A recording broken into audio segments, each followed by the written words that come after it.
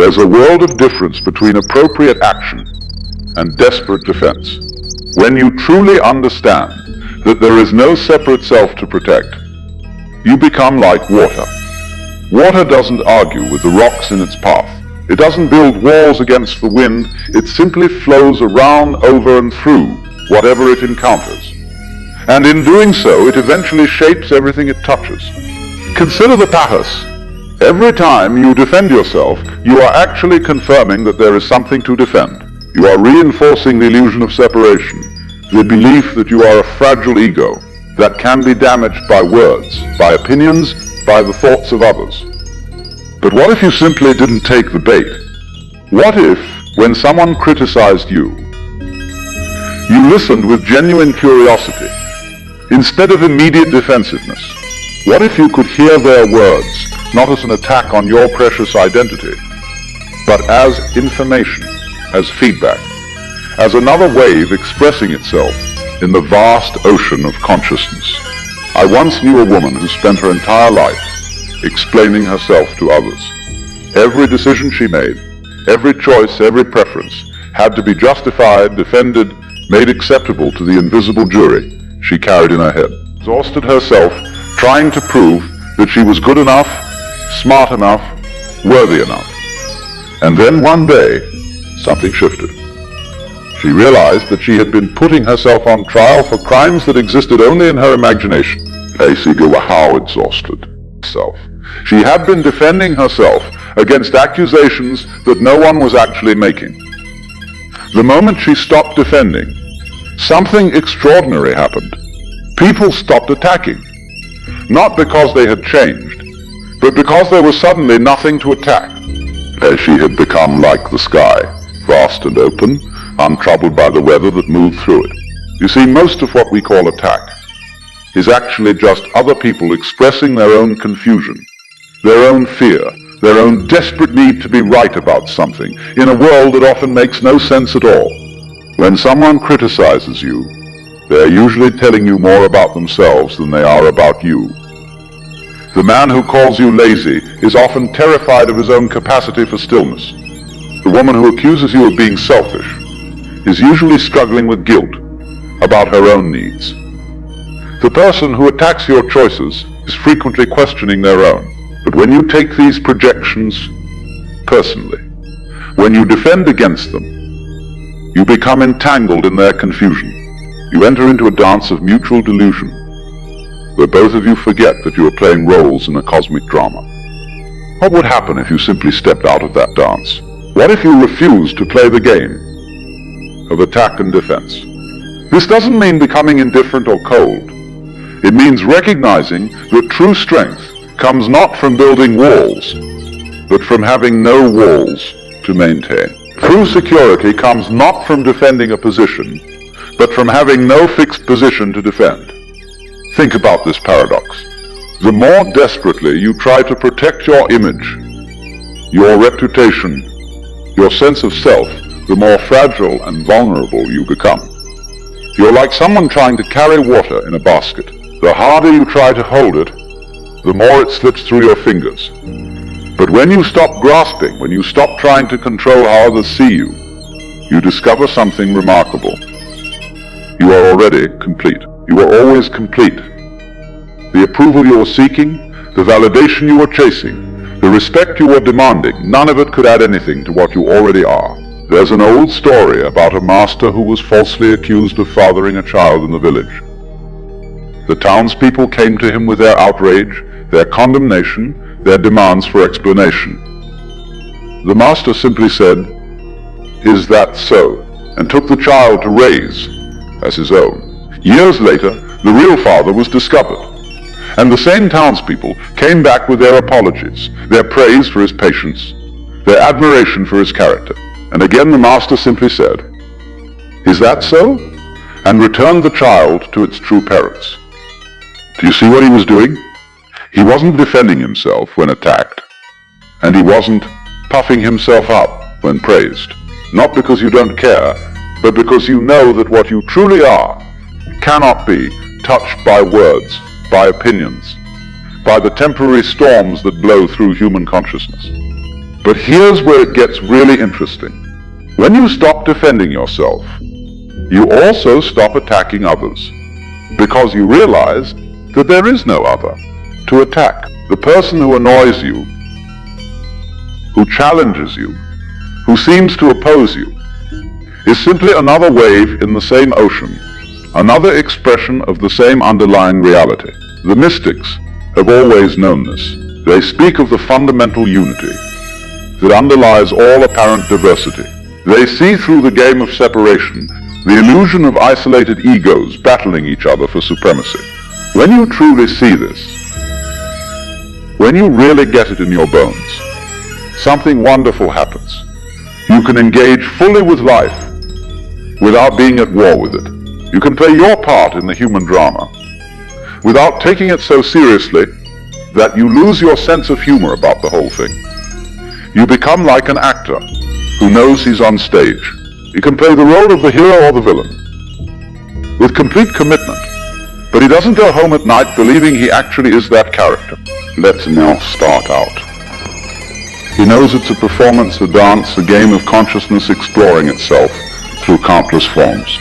Now you might ask, but what about justice? What about standing up for what's right? If I never defend myself, won't people walk all over me? Won't evil triumph? Now, these are good questions, and they point to an important distinction. There's a difference between personal defense and appropriate response. There's a difference between protecting an ego and protecting what genuinely needs protection. When you stop defending yourself, you don't become passive, you become responsive. You respond to situations from clarity rather than reactivity, from wisdom rather than wounded pride. If someone is spreading lies about you, you might choose to correct the record, not because your precious reputation is under threat, but because truth serves the whole situation better than falsehood. If someone is behaving in ways that harm others, you might choose to take action, not because they have offended your personal sense of right and wrong, but because the welfare of the community calls for a response. But you do these things without the emotional charge of personal defense. You act from the place of seeing what the situation needs, rather than what your ego demands. This is the difference between being a warrior and being a reactor. The warrior acts from center, from clarity, from connection to the whole.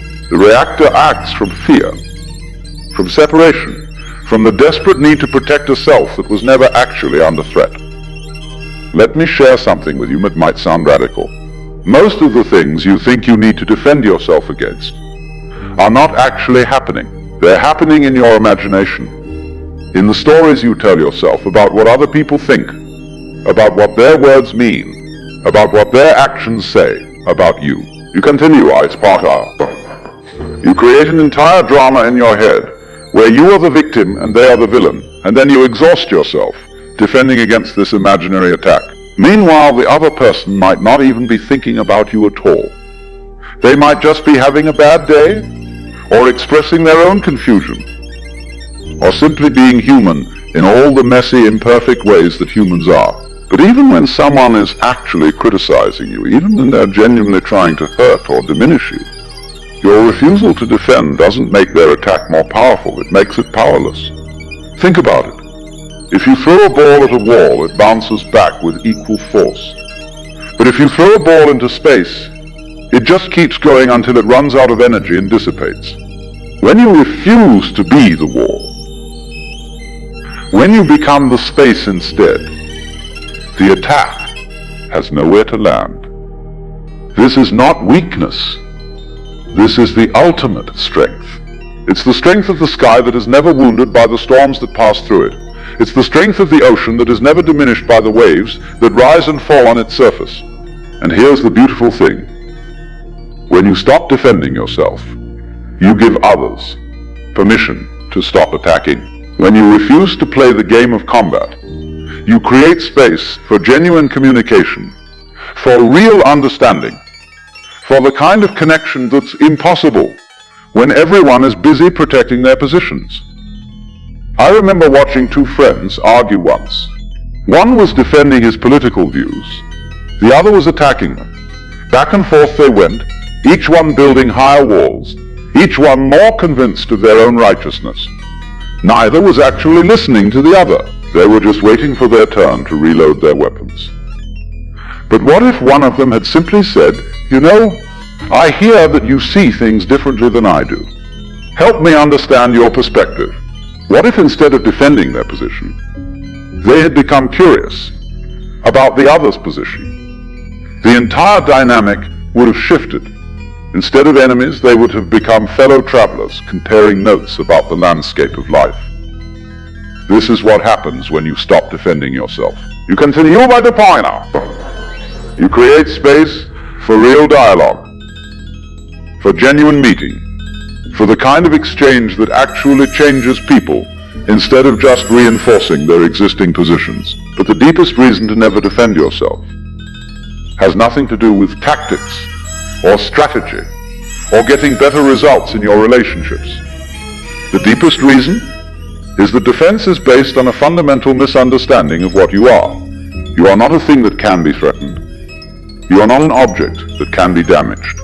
You are the awareness in which all experiences arise and pass away. You are the consciousness that observes all thoughts, all feelings, all sensations without being touched by any of them. When someone criticizes you, when they attack your character or question your motives, they are interacting with their idea of you, their mental image of who they think you are. But that image is not you. It's just a thought in their mind, no more real or threatening than a shadow on the wall. The real you, the awareness that is reading these words right now, the consciousness that has remained constant through all the changes of your life, that you cannot be defended because it cannot be attacked. It is like space itself, vast and open and untouchable. This is what the sages mean when they speak of the how with a capital S. Not the small self of personal history and individual preferences, but the large press that is identical with the source of all existence. When you realize that this is what you truly are, the need for defense simply evaporates. You see, we defend ourselves because we believe we are separate, isolated entities that must protect ourselves against a hostile world. But this separation is an illusion, a trick of consciousness that allows the universe to play hide and seek with itself.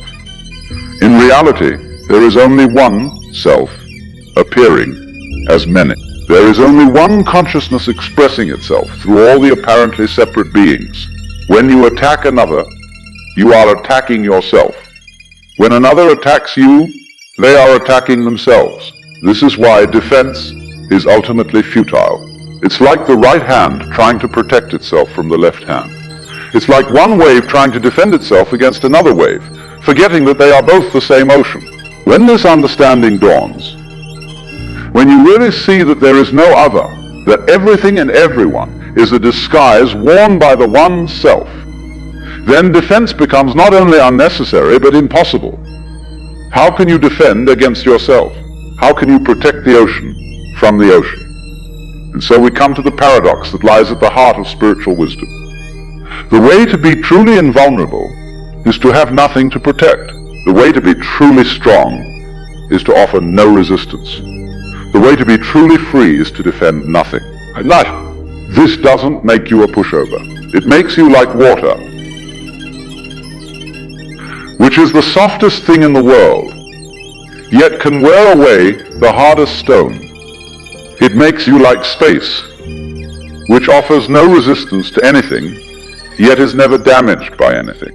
When you live this way, when you move through the world without the constant need to defend and justify and explain yourself, people notice something different about you.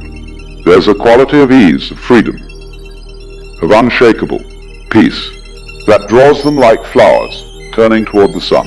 You become a sanctuary for others, a place where they can lay down their own weapons, their own defenses, their own exhausting need to prove themselves. This is the gift you give to the world when you stop defending yourself. You demonstrate that it's possible to live without armor, to walk through life with an open heart, to be fully human without being constantly at war with other humans. And in the end, this is what we all long for, isn't it? To be accepted, to be seen, to be loved. Not for our achievements or our arguments, but for what we are beneath. all the roles and masks and protective layers. When you stop defending yourself, you give yourself this gift. You stop requiring others to validate you. Before you can be at peace with yourself, you stop making your happiness dependent on winning arguments, or changing minds, or getting approval. You discover that you are already what you were seeking. You are already acceptable, already worthy, already complete. Not because of anything you've done or achieved, but because of what you are at the deepest level of your being. And from this place of completeness, from this recognition of your true nature, you can engage with life fully and freely. You can speak your truth without needing others to accept it. You can act according to your values without needing others to approve. You can be yourself without needing others to understand. Good night. This is the ultimate freedom, not the freedom to do whatever you want, but the freedom to be what you are without apology, without defense, without the constant anxiety of whether you're measuring up to some imaginary standard. So the next time someone criticizes you, the next time you feel that familiar urge to defend and explain and justify, remember this: you are not what they think of you. You are not even what you think of you. You are the vast awareness in which all these thoughts and opinions arise and pass away like clouds in an endless sky. Rest in that awareness. Be that sky. Let the weather of human drama move through you without being disturbed by it. And discover for yourself the profound peace that comes when there is nothing left to defend.